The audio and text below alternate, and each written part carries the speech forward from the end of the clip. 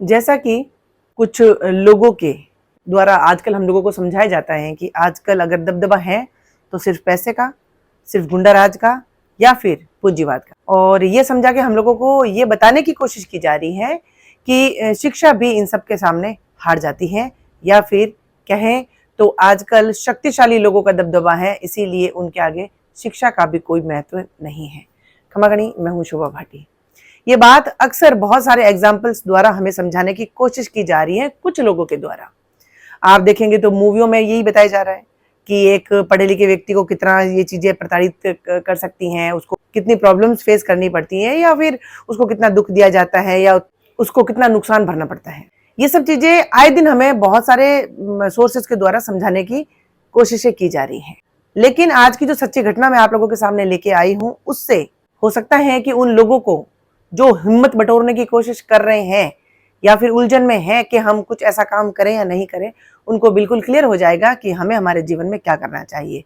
और या फिर कुछ लोग जो बड़े पढ़े लिखे हैं, समझदार हैं, जिंदगी में आगे बढ़ना चाहते हैं, बहुत कुछ कर सकते हैं, लेकिन कुछ ऐसे लोगों के द्वारा जिसके पास में आज पैसों का दबदबा है या फिर और भी कोई शक्तियां हैं जिसकी वजह से वो उनको दबाने की कोशिश करते हैं, तो उनको मैं इस सच्ची घटना के माध्यम से बताना चाहूंगी कि आप उन लोगों के सामने कभी भी हार ना माने, घुटने न टेकें, क्योंकि जीत हमेशा सच की होती है और शिक्षा की और ज्ञान की होती है। सबसे पहले मैं आप लोगों के सामने एक इंसिडेंट जो मूवी में बताया गया उससे जोड़ के सीधी सच्ची घटना पे लेके जाऊंगी।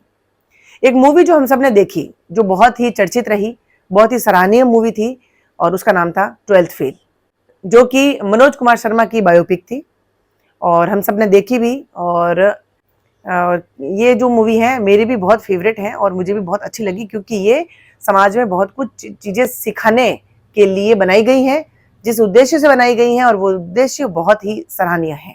उस मूवी के अंदर जो मनोज कुमार शर्मा की बायोपिक है, जो आज के वर्तमान समय में जो आईपीएस ऑफिसर हैं, उन्होंने अपने जीवन में कितना संघर्ष किया और कितनी बार हारे भी, लेकिन संघर्ष नहीं छोड़ा, और आखिर एक ऐसी जीत उनको हासिल हुई जिसकी वजह से लोग आज उनको सैल्यूट करते हैं। उस मूवी के अंदर विक्रांत मैसी जो एक एक्टर है, उन्होंने बहुत सुंदर एक रोल करते हुए उनका जो कैरेक्टर निभाया है मनोज कुमार शर्मा का।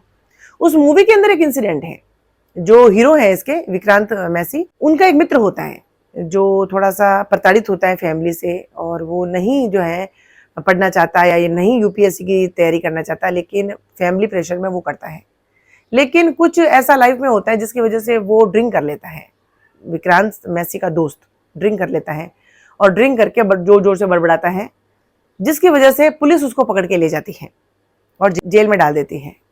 ये बात जब विक्रांत मैसी, जो कि मूवी के अंदर मनोज कुमार शर्मा बने हुए हैं, उनको पता चलती है कि उनके मित्र को जो है, उनके फ्रेंड को पुलिस पकड़ के ले गई है और जेल में डाल दिया है, तो वो वहां जाते हैं। वहां जाने के बाद में उनको रिक्वेस्ट करते हैं कि सर ऐसा कुछ नहीं है, और थोड़ा सा डिप्रेस्ड है मेरा दोस्त, और उसका सिलेक्शन नहीं हुआ, जिसकी वजह से थोड़ा सा इसने स्ट्रेस ले लिया है और हो सकता है कि ड्रिंक कर ली है, लेकिन उसकी तरफ से मैं माफ़ी चाहूँगा और आप इसको छोड़ दीजिए। और करियर का सवाल है, अगर ऐसा कुछ हुआ तो इसका करियर बर्बाद हो जाएगा, तो प्लीज़ उसको छोड़ दीजिए। तो पुलिस वाला उसको बहुत कुछ समझाने की कोशिश करता है हीरो को, कि ये है वो है, ऐसा है, शराब पी के ऐसा करता है, अरेस्ट कर दिया है और जुर्माना भरना पड़ेगा, 4-5 हज़ार रुपये जो भी है वो भरना पड़ेगा, वो भरो, ऐसा वो। और शायद पैसा वो जो कि हीरो का फ्रेंड है उससे पुलिस वाला पहले ले भी चुका होता है, लेकिन पुलिस वाले ये भूल गए कि वो लोग एक पढ़े लिखे व्यक्ति से, सही मायने में पढ़े लिखे व्यक्ति से उलझे हैं। और वहां पे विक्रांत मैसी यानी मूवी के अंदर जो मनोज कुमार शर्मा है, वो उनको कानून का पाठ पढ़ाते हैं और उनको बताते हैं कि किस कानून की व्यवस्था के तहत आपने उसको अरेस्ट किया, आपके पास, आप मुझे बताइए, अरेस्ट वारंट बताइए, या फिर इसने किसको नुकसान पहुंचाया, किसको मारपीट की, या फिर किसके यहाँ जाके इसने तोड़फोड़ की जिसकी वजह से आपने उसको अरेस्ट किया। और ये बात सुन के पुलिस को जवाब नहीं बनता। मनोज कुमार शर्मा, जो कि बहुत पढ़े लिखे हैं, यूपीएससी की तैयारी कर रहे होते हैं और उन्होंने बहुत अच्छी तरह से कानून को पढ़ा होता है, तो वो बताते हैं कि अगर मैंने यूपीएससी क्रैक कर दी और ऑफिसर बन गया, तो सबसे पहले मैं तुम्हें सस्पेंड करूंगा, क्योंकि इस तरीके से तुम लोग ऐसा नहीं कर सकते। और मनोज कुमार शर्मा ने अपने दोस्त को वहां से बरी भी करवाया और इज्जत के साथ में वहां से लेके भी चले गए। यहाँ पे गुंडागर्दी किसी के काम नहीं आई। यहाँ पे अगर काम आया तो सही शिक्षा का इस्तेमाल करके मनोज कुमार शर्मा ने अपने दोस्त को भी निकाला और यहाँ तक कि पुलिस वालों को भी फटकार लगाई।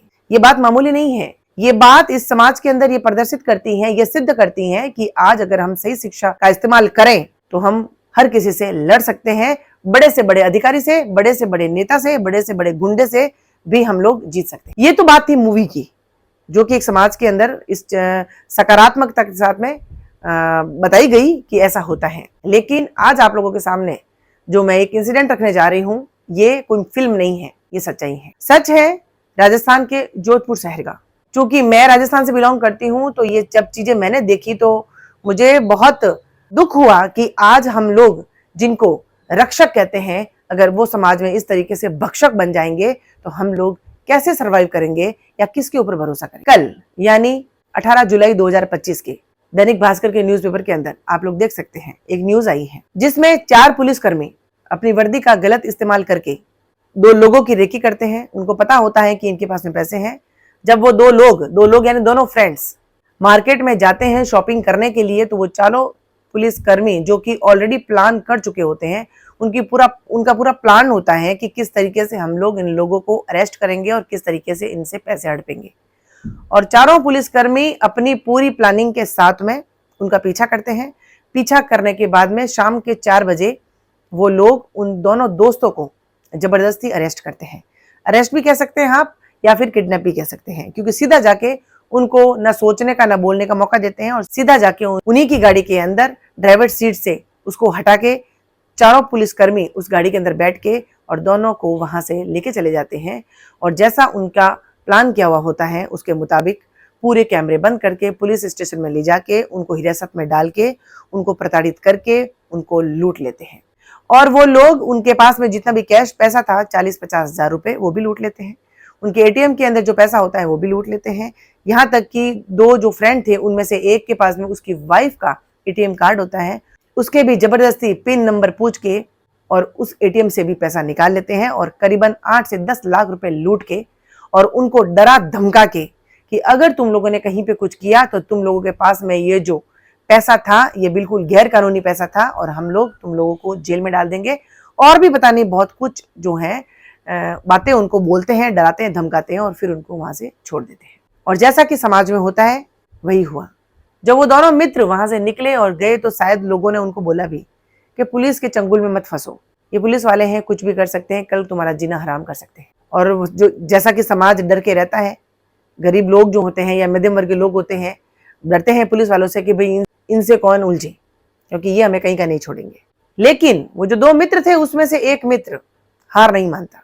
उसने कहा कोई बात नहीं, अगर इसने डरा धमका भी दिया और आज हमारे साथ में सरेआम उन्होंने इस घटना को अंजाम दे दिया, लेकिन ये समाज के अंदर सही नहीं है। और वो लड़का जिसका नाम दीपक है, जिसको लूटा गया, उसने आत्मविश्वास के साथ में हिम्मत दिखाई और उसी पुलिस स्टेशन के अंदर जहां पे उनको लूटा गया वहां जाके एफआईआर लिखाने की कोशिश की। क्योंकि वहां पे सब लोग मिले जुले थे, सबकी सांठगांठ थी, किसी ने भी उनकी एफआईआर नहीं लिखी। उसने पूछा कि आखिर हमें किस वजह से अरेस्ट किया गया और हमसे पैसे क्यों लूटे गए, लेकिन वहां पे कोई भी जवाब नहीं दे रहा था और न ही उनकी कोई सुन रहा था। और जब ये चीजें चलती रही 2 दिन बाद में वो वहां से सीधा डीएसपी ऑफिस गया और डीएसपी से मिला और डीएसपी को उसने पूरी वारदात बताई। और बताने के बाद में पूरा पुलिस प्रशासन हरकत में आया, बकायदा पूरी घटना समझी और समझने के बाद में उन चारों पुलिस कर्मियों को जिसने उनको लूटा था उनको पकड़ा गया और आज उनको नौकरी से डिसमिस भी कर दिया,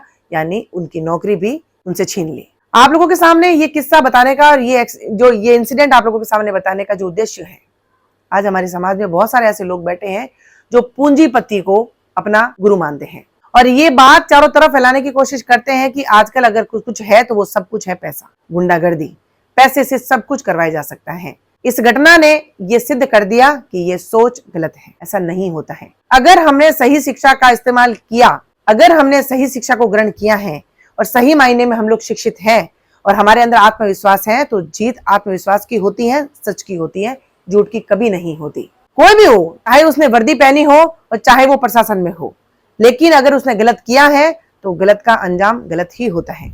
ये आज इस केस से सिद्ध भी हुआ है। वापस आप लोगों के साथ में भी कई बार छोटी मोटी घटनाएं ऐसी होती हैं, हम सबके साथ होती हैं। कई बार हम लोगों को डरा दिया जाता है, धमका दिया जाता है और कहा जाता है कि हमसे उलझने की कोशिश मत करना वरना बहुत महंगा पड़ेगा। जो कहते हैं वो होते नहीं है, क्योंकि जो वास्तविक रूप में अपनी पोजीशन में होते हैं, अपनी पोस्ट पे होते हैं वो इस तरीके के शब्द कभी भी इस्तेमाल नहीं करते, और जो ऐसे वर्ड या जो ऐसे सेंटेंसेस, जो ऐसी सोच को एक्सेप्ट करते हैं, यूज करते हैं, वो कभी भी सही मायने में डिजर्विंग नहीं होते। आप लोगों को भी कभी भी ऐसे लोगों से दबने की जरूरत नहीं है। आप लोग अपने शिक्षा का इस्तेमाल करके आप सच को सच साबित कर सकते हैं। यही मेरा उद्देश्य है आप तक एक मैसेज पहुंचाने का। कई बार स्कूलों के अंदर, कई बार हॉस्पिटल्स के अंदर, कहीं पर भी हमसे कैसे भी करके बहुत सी चीजें लूटने की कोशिश की जाती है, या फिर हमें ये समझाने की कोशिश की जाती है कि हमारे पास में पैसा है, तुम हमारा कुछ नहीं बिगाड़ सकते। लेकिन अगर हमारे अंदर आत्मविश्वास है, शिक्षा का हथियार है, तो हम किसी से भी जीत सकते हैं। कभी भी आपको दबने की जरूरत नहीं है, और कभी भी ऐसे पूंजीपतियों के दबाव में आने की जरूरत नहीं है। आज पुलिस ने ही पुलिस कर्मियों को अरेस्ट किया है, और ये सिद्ध होता है कि सही शिक्षा का इस्तेमाल कितना पावरफुल होता है। इसीलिए ये दोनों इंसिडेंट आप लोगों के सामने रखने का मतलब है, जिंदगी में कभी भी शिक्षा से बड़ा हथियार ना बना है, ना हो सकता है। इसीलिए आज भी इस दुनिया के अंदर सबसे बड़ा अगर कोई हथियार है तो वो है शिक्षा, क्योंकि शिक्षा के सामने अच्छे अच्छे अपने घुटने टेक देते हैं और अच्छे अच्छे अपना मुंह खोल देते हैं।